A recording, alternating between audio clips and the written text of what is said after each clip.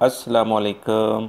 सिरात मुस्तकीम चैनल में खुश आमदीद। आज 25 अक्टूबर 2018 है। मैं इस वीडियो में आपसे शेयर करूंगा सऊदी अरब की मार्केट का गोल्ड रेट, जिसमें मैं आपसे पर ग्राम पर तोले के लिहाज से 24 कैरेट, 22, 21 और 18 कैरेट के लिहाज से गोल्ड का रेट शेयर करूंगा।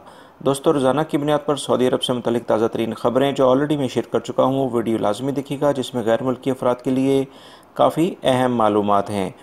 गोल्ड रेट के लिहाज से सबसे पहले हम 24 कैरेट की बात करेंगे। 1 ग्राम मिल रहा है आज सऊदी अरब में 148.61 रियाल में, और 1 तोला मिलेगा 1733.21 रियाल में। 22 कैरेट आपको मिलेगा 1 ग्राम 136.22 रियाल में, और 1 तोला मिलेगा 1588.78 रियाल में। और 21 कैरेट आपको मिलेगा 1 ग्राम 130.01 रियाल में, और 1 तोला मिलेगा 1516.56 रियाल में। 18 कैरेट आपको मिलेगा 1 ग्राम 111.42 रियाल में, और 1 तोला आपको मिलेगा 1299.91 रियाल में।